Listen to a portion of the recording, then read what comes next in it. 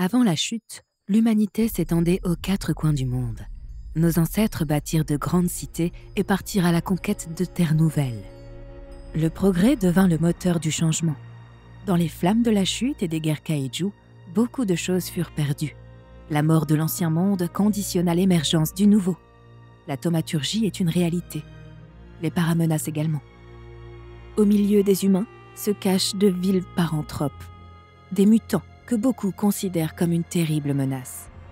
Nous vivons à une époque de fer et de vapeur, une époque de lames et de langues acérées où une réplique cinglante peut être aussi mortelle que la pointe d'une baïonnette.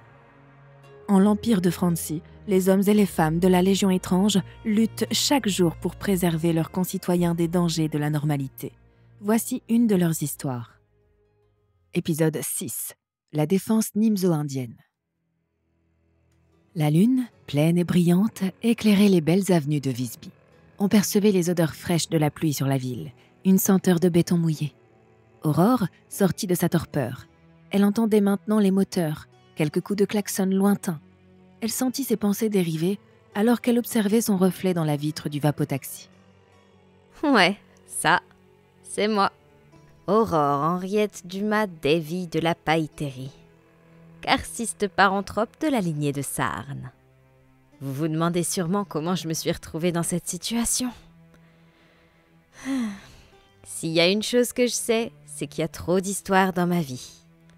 Elle en est tissée, comme une corde est faite d'innombrables brins ou une mosaïque de myriades de petits carreaux colorés. Je suis faite de ces histoires. Il me faudra en laisser beaucoup de côté, sinon celles qui ont vraiment de l'importance n'auront plus aucune signification. Soyons clairs, j'avais déjà vu la mort en face. Notre monde n'a pas attendu la chute pour être violent. J'ai connu des combats, j'ai vu des morts, j'en ai causé beaucoup. Cette nuit, je suis pas passé loin. Le contre-coup d'aspect a failli m'achever. Vous devez me regarder avec des yeux ronds. Vous vous demandez sûrement comment marche cette foutue magie et pourquoi je suis pas un vieux crouton avec un grand chapeau et une barbe. Le truc, c'est que l'occultisme, les arcanes et autres sciences ésotériques, c'est pas ce qu'on croit. On imagine facilement un type qui va vous balancer une boule de feu à la gueule ou vous envoyer une horde de démons à vos trousses. Un idiot en peignoir au pouvoir tout-puissant. Raté. Le mage de base, pour commencer, il est comme tout le monde. Il va chez le coiffeur et s'il a du goût, il sait se fringuer. Quant à la magie, comme l'appellent les profanes, c'est un peu plus compliqué que ce qu'on imagine. Il ne suffit pas d'agiter les bras en l'air en hurlant des onomatopées étranges. Oubliez les abracadabra et autres chabidi babadibou. C'est pas ça, la vraie magie. La vraie magie, justement, pour casser le mythe, c'est des heures de rituels, d'invocation pour la moindre connerie. Une boule de feu? Faut compter 2 mois. 1 pour les équations thomiques, 3 semaines pour la réalisation des cercles et du circuit thaumaturgique, et 1 semaine de test pour éviter de se faire carboniser par le contre-coup, pour un résultat à la hauteur d'une ampoule, si ça vous a pas déjà sauté au visage entre-temps. Demandez à un thaumaturge de vous faire une boule de feu, et s'il n'est pas demeuré, il vous tendra un briquet, un chiffon et une bouteille d'alcool fort. Si c'est un petit blagueur comme moi, il rajoutera un avocat. Pour faire un guacamolotov. Ouais. Notez que je ne dis pas que les sciences ésotériques sont parfaitement inutiles, car il est vrai qu'elles permettent parfois de repousser les limites du possible.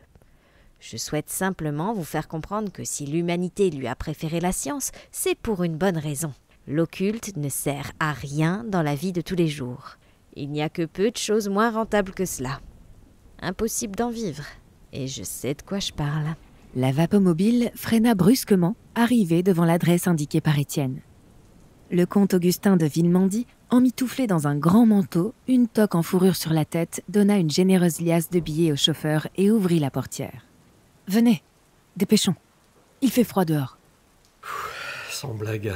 Grelotta Étienne en aidant Aurore à se déplacer. Il n'aurait jamais pensé se dire cela, mais voir le comte lui procurait un intense soulagement. Au chaud, un verre de cognac à la main, Aurore termina de grelotter en testant la motricité de son bras fraîchement régénéré. « Pays de merde !» grommellera-t-elle en observant la rue en contrebas depuis la persienne du salon comme un gros chat caractériel à qui on venait de marcher sur la queue. « Baronne de Miraflores, comme vous y allez fort !» dira le comte en proposant un verre à Étienne. « Votre extradition est prévue demain. Un gyroptère viendra vous chercher. De là, vous embarquez sur un navire marchand en direction de la Francie. » Je te l'avais dit, hein. Fit remarquer Étienne en souriant légèrement. Il serait bien resté pour questionner ce monsieur de la Steen, mais ce golem tueur les avait trop compromis. Il fallait s'extrader tant qu'il pouvait encore ramener le bouquin en lieu sûr. Juste une chose, apparemment le Saint-Siège et Steen se livrent une guerre de l'ombre, et les deux pourraient être impliqués dans le conflit franco-lucanien. Je dis apparemment, hein, mettez les gros guillemets, on a obtenu un contact, Desmond Steen, si vous désirez creuser le sujet. On va le mettre sur écoute. Si ça débouche sur quelque chose, on vous tiendra au courant. En attendant, vous avez bien trouvé le livre ? Aurore produira le manuscrit en le posant devant elle. Ce dernier se mit à remuer. La paranthrope lui flanqua un coup de poing sur la tranche. Le livre poussa un couinement et se tient tranquille. Bien, je vais le récupérer. Le département de pataphysique se fera un plaisir de le décortiquer. La paranthrope garda la main dessus. On le ramènera nous-mêmes à Lutèce. Le comte s'offusqua. Enfin, voyons, baronne. Ce n'est pas comme ça que cela fonctionne. Le vétéran arquera un sourcil. Il n'avait aucune envie de voyager avec ce bouquin malédiction ambulante, et cela risquait fort de non seulement rendre leur voyage très inconfortable, mais aussi d'attirer d'autres golems assassins. Car si ce n'était pas Iris Dark, la commanditaire, cela signifiait que le golem n'avait pas été attiré par Aurore, mais par le livre. Il supposait donc que pour une raison ou une autre, la paranthrope ne faisait pas confiance à leur interlocuteur. Étienne décida de suivre son instinct et se rangea à son avis. De toute façon, il n'aimait pas ce type. Il avait une tête de fruit. Ce bouquin est dangereux, faut quelqu'un d'habilité à le porter sans devenir fou ou céder à ses sirènes, et nous n'avons pas mieux qu'Aurore pour le faire. Le comte leva les mains, visiblement lassé. Je devrais l'écrire dans mon rapport. Si vous le perdez, ce sera votre responsabilité. Il croisa les bras. Moins je me tiens à côté de ce genre d'horreur magique, mieux je me porte. Mais les ordres sont les ordres. Aurore tourna la tête vers lui en soupirant devant le côté agaçant des fonctionnaires franciens. Oui, ne vous en faites pas. Je suis parfaitement habilitée à gérer ce genre d'artefact. On dira que c'est pas vous et qu'on vous a forcé la main. Ouais, c'est plus prudent. On sait pas ce que ce bouquin peut faire à des porteurs non initiés. Et en plus, nous ne sommes pas les seuls à en être après lui. Et ceux qui le convoitent sont bien implantés au Calmar. Ils vous surveillent potentiellement. Ils ne s'attendront pas à ce qu'on parte avec, s'ils connaissent nos procédures. Le comte hocha la tête. J'aurais besoin de votre débriefing complet sur cette histoire. J'ai fait envoyer une équipe pour nettoyer le lieu de l'accident. C'est la sécurité de Michel Simons qui vous est tombée dessus ? Je crois pas, c'était un golem Maztlan, c'est ça ? Pas le genre de machine que Simons aurait possédé. Et puis on a été attaqué sur le chemin du retour après avoir quitté sa demeure. Cette chose n'était pas chez lui. Un golem Aslan ? Dira le diplomate en se grattant la tête. Un automate de combat. Conçu et thaumaturgiquement préparé pour traquer une cible et la neutraliser. J'en ai déjà vu lors de la dernière guerre corporatiste. L'homme leva un sourcil. Vous n'êtes pas un peu jeune pour ça, baronne ?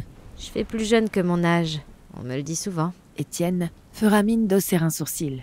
Le comte ignorait donc la véritable nature d'Aurore ? Avec du recul, c'était plutôt logique. Il imaginait mal que ses services crient sur tous les toits qu'ils employaient une paranthrope. Cela dit, ça rendait la position du Francien assez inconfortable. Il savait une chose que ses supérieurs préféraient éviter de voir divulguer. Vu comment ils avaient considéré ses anciens camarades sacrifiables, il imaginait que sa vie ne pèserait pas bien lourd si un jour les choses se passaient mal avec l'agent Dumas. Les services franciens n'étaient pas des mafieux lucaniens, mais plus rien ne l'aurait étonné. Toujours est-il qu'il est possible qu'il y ait plusieurs de ces trucs en chasse, là dehors. Au pays, on risquera pas de tomber sur ces constructions de grands fadas. Elles sont trop thaumaturgiques pour être en circulation sur le territoire. Mais ici, c'est une vraie passoire. C'est tout juste si les sorciers peuvent pas vous exécuter publiquement. Grommela-t-il en repensant à Dark. Cette expédition au Calmar l'avait définitivement conforté dans l'idée que les sorciers étaient définitivement trop dangereux pour circuler comme des personnes normales. Le comte hocha la tête. Si vous avez suffisamment d'argent, vous pouvez quasiment faire ce que vous voulez à Visby. Fort heureusement, les autorités locales sont intransigeantes avec les paranthropes. Mais pour le reste, une belle somme peut vous procurer une immunité corporatiste. une vraie plaie. On peut se réjouir que Simons n'ait pas une telle fortune. Aurore déglutit. Oui, vous avez raison. Foutu paranthrope, hein? Elle se leva en titubant légèrement. Je vais me coucher. Réveillez-moi quand on doit embarquer. Ouais, c'est ça. Bonne nuit. Il se redressera ensuite, réalisant à quel point c'était une bonne idée de jeter sa carcasse épuisée dans une couette chaude. Allez, je vais faire pareil, la soirée a été rude. Laissant les golems, sorciers et autres soldats mécaniques faire leur loi dans ce foutu pays, Étienne ira rejoindre sa chambre en ayant la seule hâte d'être de retour sur son sol natal. Aurore s'écroula sur son lit attitré, après avoir terminé sa toilette. Se redressant mollement après quelques minutes de coma, elle se tenait face à un miroir, peignant ses cheveux d'un air absent, laissant à nouveau ses pensées dériver. Où en étais-je? Ah oui, le contre-coup. À chaque fois qu'on utilise de la radiation d'aspect pour modifier la réalité, ça déplace la trame fondamentale de l'existence. Et ça engendre un effet secondaire appelé contre-coup. La formule permettant de mesurer l'intensité d'un contre-coup est un peu compliquée, mais elle se résume ainsi. Un pourcentage de l'intensité du sort original. Hauteur opposée, teinte opposée, maillage identique. Vous n'avez rien compris, hein? Peut-être vais-je soudainement émettre un sursaut gamma. Peut-être la moquette va-t-elle prendre feu dans un rayon de 5 mètres. Peut-être y aura-t-il une forte lumière, des runes brillantes un peu partout. Difficile à prévoir. Je vais tenter de faire suivre au contre-coup un schéma aussi inoffensif que possible. C'est la raison pour laquelle les thaumaturges utilisent des cercles d'invocation et des formes géométriques d'ailleurs. Et quand j'ai pas le temps, comme ce soir, je prends tout dans la tronche. Et ça fait sacrément mal. Démêlant un nœud d'une grimace, elle poursuivra, pensive. C'est paradoxal, comme un miroir, qui projette un simple reflet et ne ment jamais. Je pourrais observer mon visage pendant des heures. Des cheveux vaguement blonds cascadant dans mon dos et un beau nez. Mon nez me plaît, il a beaucoup de caractère. Ma bouche n'a jamais été pas particulièrement bien dessinée ou pulpeuse, comme celle de ces duchesses poudrées que l'on voit dans les portraits romantiques. Mais elle peut être expressive et très charmante quand je souris ou lorsque je fais la moue. Quand je prends l'air sévère, je peux devenir effrayante et forcer ceux que je fixe du regard à s'excuser. Mais quand je souris largement, je peux être très séduisante. J'ai les yeux bleus, clairs, très clairs, largement ouverts. Les yeux de Sarne. Sarne, l'une des premières clavigares, l'une des toutes premières paranthropes, associée aux ténèbres, aux secrets, aux mensonges, au poison, à l'assassinat et à la justice. La chuchoteuse, l'ombre lovée, celle qui n'a pas de visage.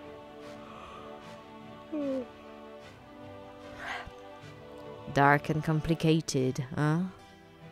Vous savez ce qu'on dit? On choisit pas sa famille. Bien plus tard, à bord d'un cargo au large de la Francie. Et Matt. Aurore fit tomber le roi noir d'Étienne sur le côté alors qu'elle remportait une autre partie d'échecs contre son partenaire. Cela fait 3 jours que les 2 agents franciens étaient en mer, secoués par les vagues.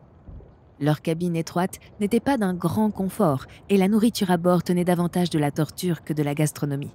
Le luxe de Visby était bien loin. Hein, comment ça, Matt? Il peut pas aller là, mon roi? Ah, non.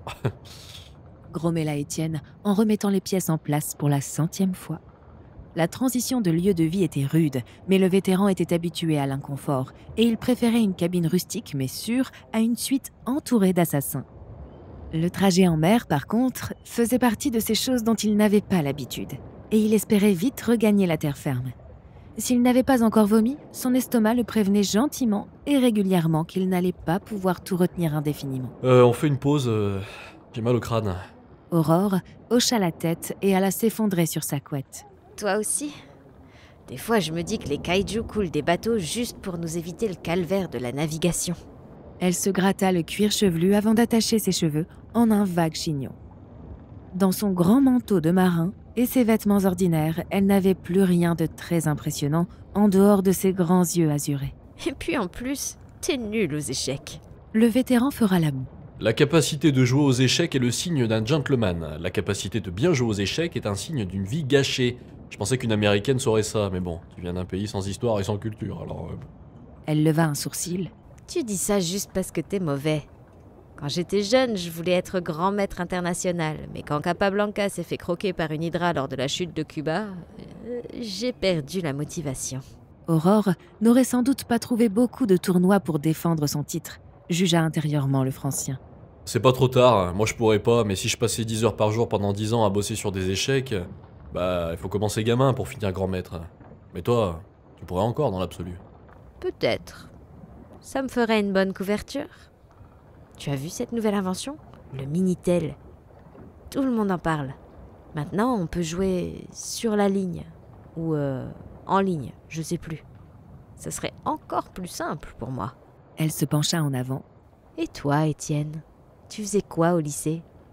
Baseball comme tous les garçons? Ah non, en Francie, c'est quoi? La pétanque? Ah, t'emballe pas trop, hein. Le jour où une machine saura jouer aux échecs, il y aura des vapomobiles volantes dans les rues. Non, c'était le foot qui était plutôt à la mode. Mais moi, j'aimais bien le rugby. Les grosses mêlées, le collectif, le coach qui te pourrit. Ah, jouer au jeu de la biscotte dans les douches. Mais bon, je suis pas resté très longtemps au lycée. Je vois. La virilité toxique, la savonnette qui tombe entre vous, les regards entre hommes dans les vestiaires, les valeurs de l'Ovalie. C'est comme le football américain. Elle entreprit de faire un thé avec la vieille bouilloire à disposition. Étienne roulera des yeux, l'air un peu gêné. Ah, est-ce que tu peux être cynique quand tu t'y mets? Ça s'est fait naturellement. J'étais pas doué à l'école et pas vraiment présent non plus d'ailleurs. J'avais une espèce de violence en moi qui faisait que je commençais à pencher du mauvais côté. Dès qu'un type cherchait la bagarre, je le rentrais dedans. Ouais, la vieille école. Sauf que j'étais plutôt doué, et que je me mettais à faire en sorte que les types cherchent la merde pour leur casser la gueule. J'aimais bien faire ça. Pendant une période, je me suis battu au moins une fois par semaine, et à force de se battre sans arrêt, on devient hargneux et méchant. Je pense que si j'étais pas rentré dans l'armée, j'aurais clairement pu devenir une petite frappe. Ou même pire. Un jour, j'ai vu une escouade de forces spéciales en intervention dans mon quartier et une prise d'otage. Ils ont sauvé tout le monde et sans même avoir à tuer le preneur d'otage. Ça a été une sorte de déclic. Je me suis dit que ces types avaient une vraie utilité. Et un vrai but. Et je voulais être un petit peu comme eux, plutôt que de rester complètement paumé chez moi à rien foutre. Alors je suis allé m'engager. Je me suis donné comme jamais je l'avais fait dans ma vie. Il fera ensuite la moue désabusée.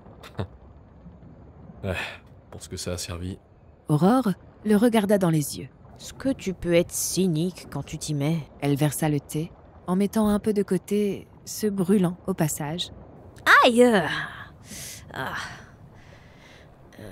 Tu fais partie des meilleurs éléments de la Légion étrange, l'élite de l'élite. Tu protèges ton pays, ta famille, ma gueule et celle de mes Valkyries chéries. C'est très honorable, tu sais. Le Francien arquera un sourcil suspicieux. T'as quelque chose à me demander ou quoi? Qu'est-ce qui te fait dire ça? Dira-t-elle en versant une tasse à Étienne, y rajoutant un sablé particulièrement sec sur la coupelle. Je peux juste être sympa, de temps en temps. Merci. Tu m'as pourri aux échecs pendant 2 heures en disant que j'étais nul dès que je bougeais une pièce. Ensuite, tu as plus ou moins dit que le sport que j'ai pratiqué pendant ma jeunesse était une pratique d'inverti. Disons que le moment pour être sympa, soudainement, il se trouve là, c'est bizarre. Elle s'assit, prenant une gorgée. C'est pas un défaut d'aimer les hommes, tu sais. J'ai moi-même eu parfois des aventures intéressantes. Bon, ça n'a jamais bien fini, mais... Anyway, désolée si je t'ai blessée. Je demanderai un Minitel une autre fois. Étienne sirota sa boisson tranquillement. Ouais, ça fait rien, je suis pas vexé, va. Il se gardera de préciser qu'à ses yeux, l'homosexualité n'était peut-être pas un défaut, mais restait une déviance. Il n'avait cependant pas envie de lancer le débat. D'autant qu'Aurore ne l'aurait probablement pas forcément bien pris. Elle s'était déjà vexée de sa métaphore de l'ours avant leur départ au calmar. Étienne était maladroit sur ce genre de sujet. Et il préférait éviter de tâter le terrain, surtout que le voyage n'était pas terminé. Aurore était une simili-femme moderne. Lui, il était encore bloqué aux mœurs de la nouvelle belle époque. Ça va, toi? T'as l'air bizarre tout d'un coup. C'est le voyage en mer, l'ennui, ou tu déprimes? Un peu détroit. Elle prit une autre gorgée et fronça les sourcils. Oh, ce thé a dû connaître la chute tellement il est vieux. Elle sembla hésiter. Tu t'es déjà imaginé ce que tu ferais si t'étais... je sais pas... capitaine pirate? Étienne soupira.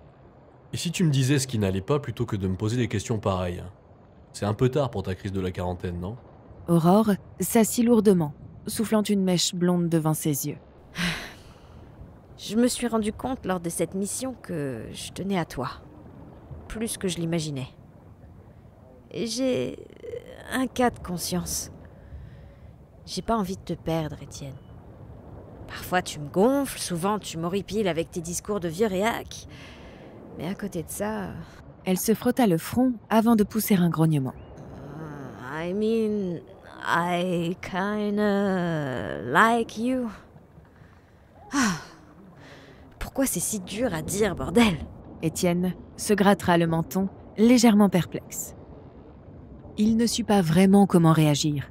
Généralement, quand quelqu'un tenait à vous, c'était plutôt positif. Mais c'était la première fois qu'une paranthrope lui disait ça. De plus, cela mettait en perspective ce que lui-même ressentait. Et il avait encore un peu de mal à se dire que c'était normal. Malgré tout, il s'était fait à Aurore et ne la considérait plus comme un monstre depuis longtemps. Il finira par répondre après avoir un instant battu en retraite dans son thé. Toi aussi, parfois tu me gonfles, souvent tu m'horripiles avec ton attitude de gamine pourri gâtée, et ça n'empêche pas qu'on est... Eh bien... On s'est sauvé la vie un certain paquet de fois, on se couvre, on se protège, on s'apprécie. Je pense que... Ça fait quelque temps qu'on est amis. Ça ne s'est pas fait à Visby. Il se penchera légèrement en avant. Pourquoi est-ce que ça te déprime et te donne un cas de conscience? C'est plutôt bien, non? C'est plutôt bien, comme tu dis.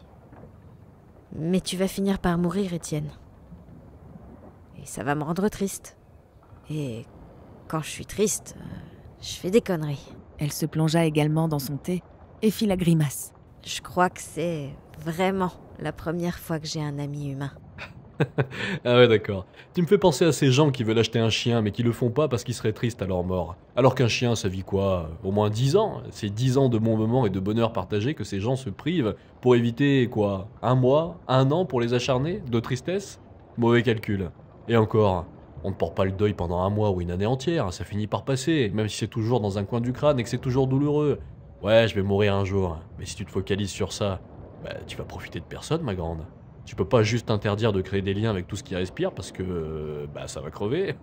Apprécie simplement les bons moments et quand ça sera fini, bah ça sera fini. T'auras au moins été heureuse à un moment donné. Faire des conneries, ça changera rien à ça. D'ailleurs, ça ne te soulagera même pas. Tu fais ta connerie, ok, mais après le type est toujours mort. Et tu retournes à la case départ. Faut que tu apprennes à relativiser, Aurore. À prendre du recul, à pas t'emballer. Ça veut pas dire qu'il faut pas être triste, hein, mais au bout du compte, faut accepter que c'est comme ça. Sinon tu vas juste te faire du mal. Ou devenir capitaine pirate. Dira-t-elle en levant sa tasse.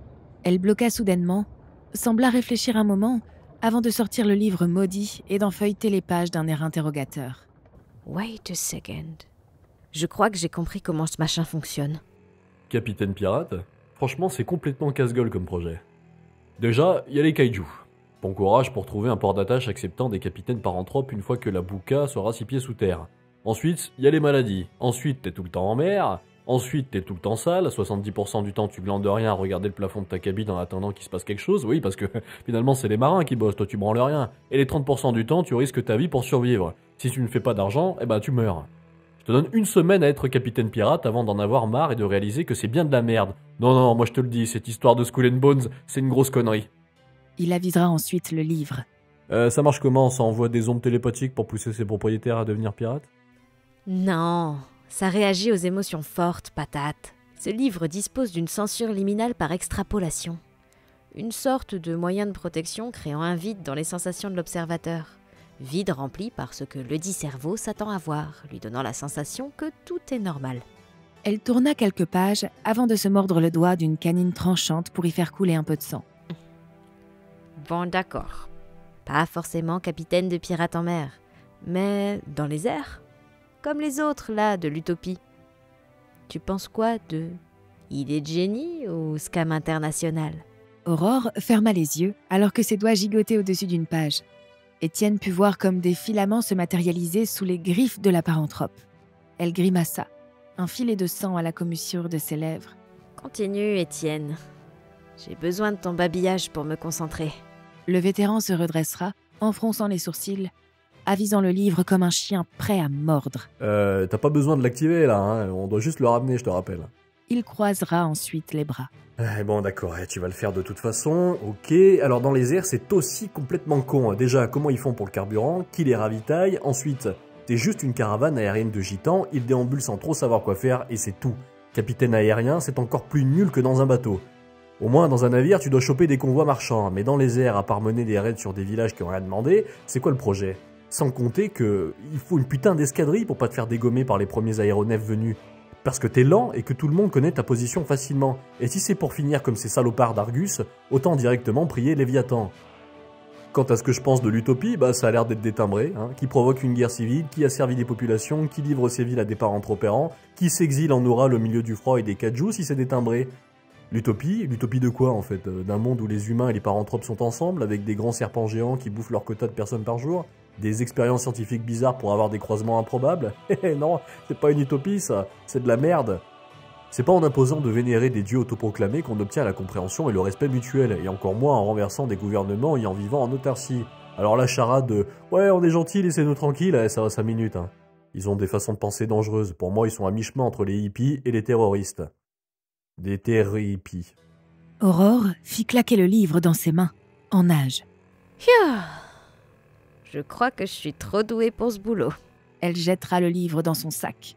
Ce dernier continuera de remuer faiblement avant de se calmer. Merci Étienne, tu es un parfait bruit de fond, on te l'a déjà dit? Ouais. Profites-en, je pourrais bien mourir un jour. Et tu fais quoi là avec tes cheveux magiques? J'ai appris ce qu'il y avait à apprendre dans ce foutu bouquin. J'ai compris comment il fonctionne, plus ou moins.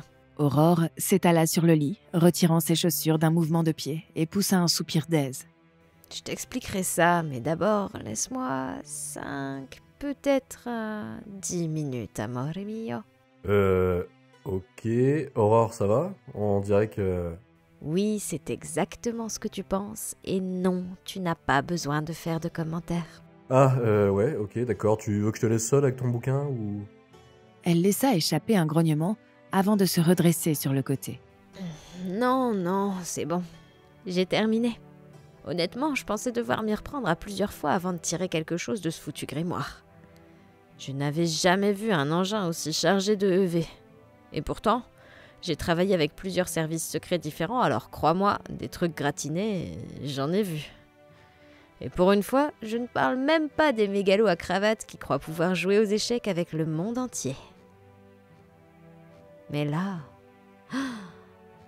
l'odeur des pages avait cette note rappelant des fleurs fanées, qui devenaient de plus en plus métalliques à mesure qu'elles me montaient à la tête, pénétrant vicieusement mes synapses. Ces vibrations qui montaient. J'étais là, et puis je l'étais plus. Les pages me portaient et j'étais perdue sur l'encre qui s'enroulait sur le papier et autour de mon cou, tandis que les mots et moi nous battions pour savoir qui lirait l'autre. Ma parole m'était complètement beurrée?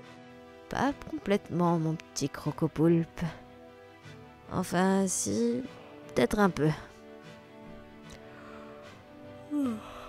Aurore bâilla, s'étirant avant de ramener la couverture râpeuse sur ses épaules. Un crocopoulpe, sérieusement. Aurore, je me suis habitué avec le temps à ton amore mio, mais là, non, je tiens à toi, tu sais, mais ça, c'est pas possible. Et elle dort déjà, super. Quelques heures plus tard, dans ce qui servait de réfectoire au navire.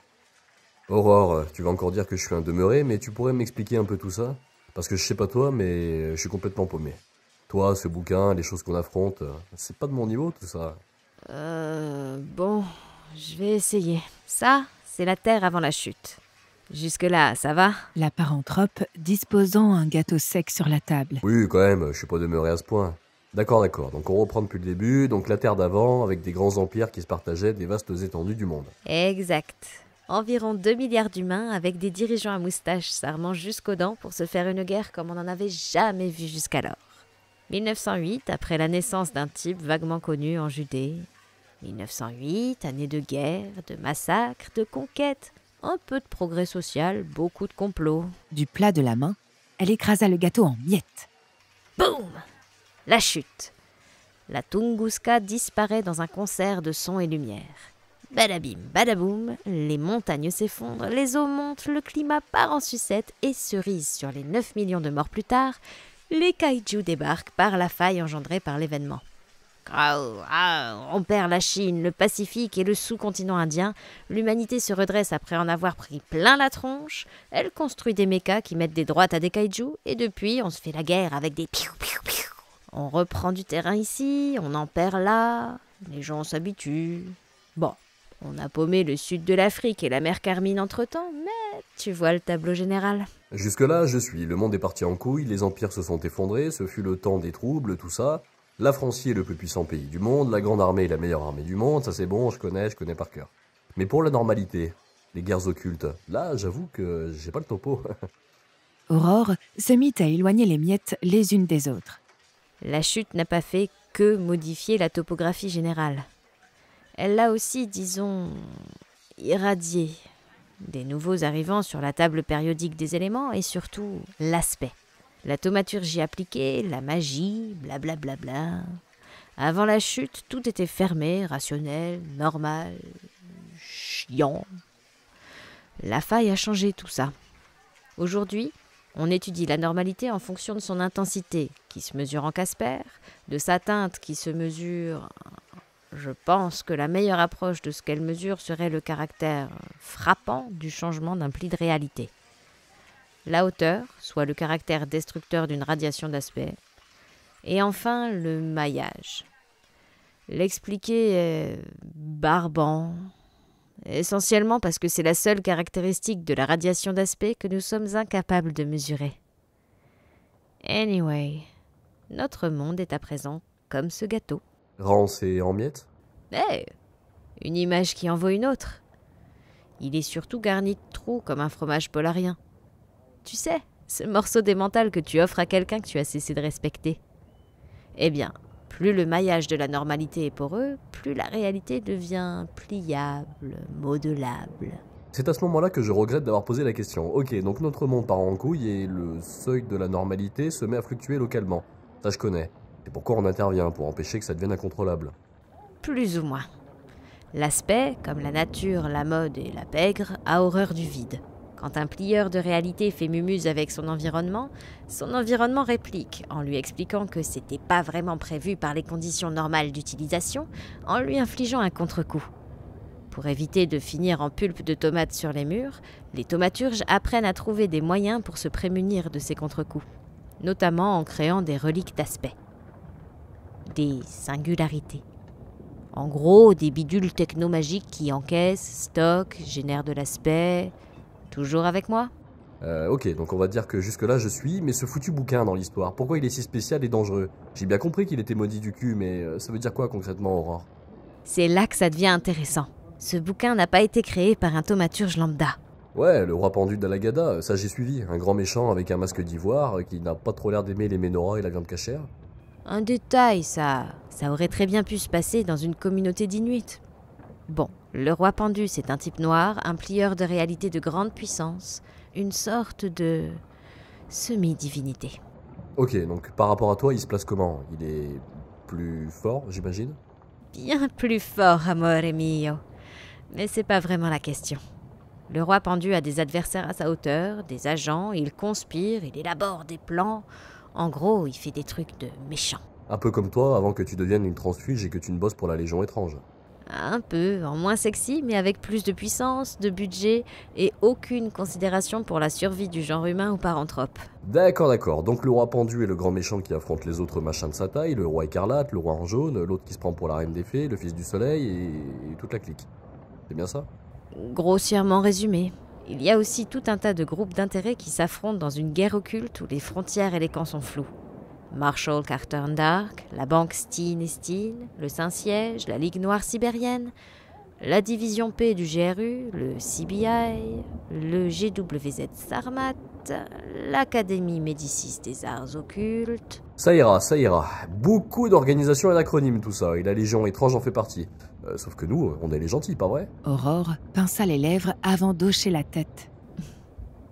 On va dire ça, Étienne. Donc... Dans le cadre de cette lutte de pouvoir, le roi pendu a filé ce bouquin à une faction, le Grand Khanat de Champagne, pour décimer une autre faction, ces Juifs sous la montagne. Tu me suis? Oui, ces pauvres gens en Auvergne, je m'en souviens, difficile de l'oublier. Hein. Mais ces champenois là, Ils ont disparu, ça fait belle lurette qu'ils ont été vaincus et incorporés à l'Empire de Francie. C'était sous quoi? Napoléon V? 6? Sûrement. J'avoue qu'ils se ressemblent tous, vos grands chefs. Des reliques comme ça, il y en a plein. Pas les mêmes, évidemment. Mais ce genre d'artefacts pullule et chaque groupe d'intérêt cherche à les récupérer pour les utiliser, les détruire, les vendre. Ouais, c'est bon, je raccroche les wagons, je te jure. Mais quand tu as fait des trucs là avec le... Enfin, on sait pas ce que c'est d'ailleurs, avec le bouquin là. Tu l'as utilisé? T'as appris ce qu'il y avait dedans? Parce que t'as fini un peu bizarre, hein. Le contre-coup t'a un peu défoncé. Un peu beaucoup d'ailleurs. Il faut parfois prendre des risques, scellés. Oui, j'ai surtout appris une chose. Cet artefact est lié au roi pendu comme un canal. Bien utilisé, il pourrait nous permettre de trouver sa tanière. Et là on débarque pour lui péter la gueule avec le pouvoir de notre amitié, c'est ça?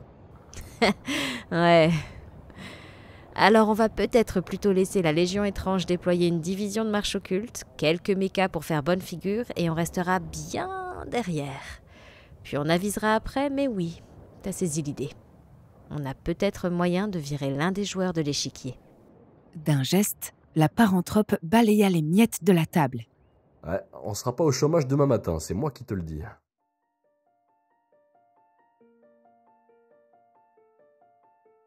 Quelques jours plus tard, dans une salle d'interrogatoire de la Légion étrange. Et donc, vous avez interagi avec le livre, commenta le docteur Beaumont en prenant des notes. C'est ça. Grâce au flair et à l'intelligence d'Étienne, j'ai compris que ce bouquin était particulièrement réceptif aux émotions fortes. Cette utilisation de l'artefact était une violation claire du protocole, agent Dumas. Certes, mais vous n'avez pas d'autres carcistes obéissantes sous la main, n'est-ce pas? Vous n'avez pas besoin de connaître cette information. Poursuivez. Donc, j'ai réussi à décoder son babillage.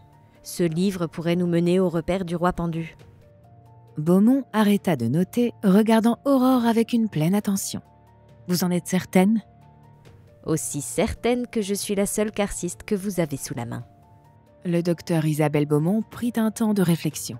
Cet artefact va demander des études approfondies. Qu'en est-il de ce golem qui nous a attaqués?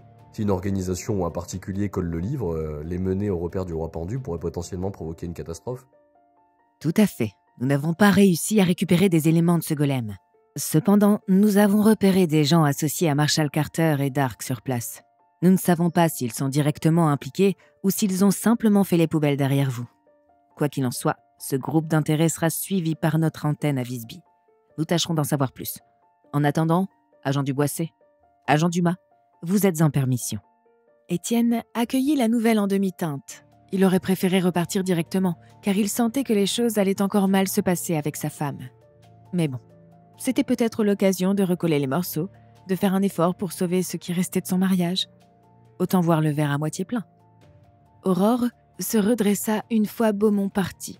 Elle s'étira, visiblement pas fâchée de cette conclusion. Oh, j'ai le dos en compote avec ces chaises à la con. Besoin que je te dépose quelque part, Étienne? Je vais juste rentrer chez moi. Je préférerais éviter que ma femme te voie m'accompagner, elle est du genre jalouse. Confessera le vétéran. Aurore écarquilla les yeux. Tu veux que je vienne avec toi pour dissiper un malentendu? Ou que je prenne l'apparence de Gary, ton collègue un peu maladroit qui aime les beignets? Étienne secoura précipitamment la tête. La dernière chose qui précéderait l'apocalypse serait qu'Aurore et sa femme se rencontrent. Si tu viens avec moi, tu vas créer des malentendus plutôt qu'en dissiper. Et non, pitié, change pas d'apparence, hein, surtout pas en homme. T'as qu'à me déposer un peu avant et je finirai à pied. Elle lui posera une main rassurante sur le poignet. C'est toi qui vois. N'hésite pas si tu as besoin.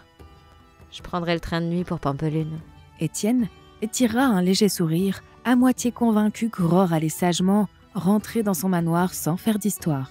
Quel est le programme? Alcool, fête? Note que je te demande pas si tu vas en faire, hein, mais en quelle proportion? Je compte bien picoler en faisant du blitz avec les filles. Je pense organiser un tournoi entre nous, histoire de rigoler un peu. Pourquoi tous les joueurs d'échecs de haut niveau jouent en étant ivres? C'est humiliant pour les simples mortels. Tu diras bonjour aux filles de ma part, et qu'elles bossent un peu leur badminton entre deux picoles. Arrête! Elles se sont améliorées, elles touchent le volant de temps en temps, je crois. Enfin, elles font bien semblant. Tu sais, je les entretiens pas vraiment pour leur talent sportif. Pas ceux-là, en tout cas. Faudrait que je me pose des questions à ce sujet, d'ailleurs. Sa main remonta le long du bras d'Étienne. et elle s'écrasa maladroitement sur lui. Une sorte de câlin amical plus ou moins réussi. Prends soin de toi, Étienne. On se revoit vite. Et fais attention à ta femme. Si j'étais toi, je viendrais avec des fleurs et du chocolat. Pars du principe que c'est comme garder Tigrou. Si elle ne mord pas tout de suite, c'est que tu vas passer un bon moment. Le vétéran rendra son étreinte à sa coéquipière. Merci Aurore, fais attention à toi et essaie de pas trop faire de bêtises. Il ne relèvera pas la comparaison entre le tigre de compagnie d'Aurore et sa femme, préférant garder ce sujet-là pour lui. Mais il nota le conseil. On se revoit la prochaine fois pour botter les miches de la normalité.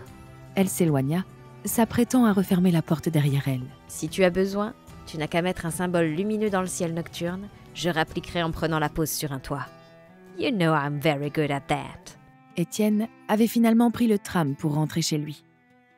L'occasion de repenser à tout ce qui s'était passé dernièrement, de réaliser que le monde devenait fou et qu'Aurore lui manquait. Il avait beau avoir passé des jours avec elle dans la cale d'un bateau où elle avait été parfois particulièrement horripilante, il sentait soudainement un vide en l'absence de la paranthrope. C'était agréable quand elle était là. Elle était pleine de vie, d'humour et on ne s'ennuyait jamais quand elle était dans les parages. Elle pouvait être touchante quand elle le voulait bien. Parfois aussi extrêmement chiante et immature. Mais le vétéran commençait à s'y habituer. Ça lui donnait presque un côté petite sœur, alors qu'elle avait largement plus du triple de son âge. Étienne restait frappé par sa fragilité affective et sa tendance à la surréaction, parfois autodestructrice. Il avait soupçonné pendant un moment qu'elle forçait le trait pour susciter l'empathie. Mais il lui semblait vraiment bien qu'Aurore souffrait de cette solitude. Il se demandait jusqu'où ça pourrait bien aller. Il avait parfois l'impression qu'elle flirtait gentiment, qu'elle tâtait le terrain en tout cas. Peut-être qu'il se faisait des idées. À vrai dire, il espérait. Étienne n'avait pas envie de faire de mal à sa coéquipière, mais quelque chose lui disait qu'un jour, ils auraient une conversation vraiment bizarre. C'était dans l'ordre des carences affectives de vouloir plus loin que la réalité. Il soupira. En attendant, il avait un couple à stabiliser. Que la vie semblait soudainement bien grise et quelconque à l'approche de son appartement. Il anticipait l'angoisse de la routine, l'inactivité du quotidien s'écoulant lentement. Qu'est-ce qu'il allait faire? Lire le journal? Préparer le repas? Il s'ennuyait d'avance et anticipait déjà l'affrontement avec sa femme. Il n'allait pas commencer à baisser les bras avant d'y être. Il allait déjà lui acheter des fleurs et faire semblant d'être très heureux d'être de retour. Et puis, il allait se remettre sérieusement aux échecs.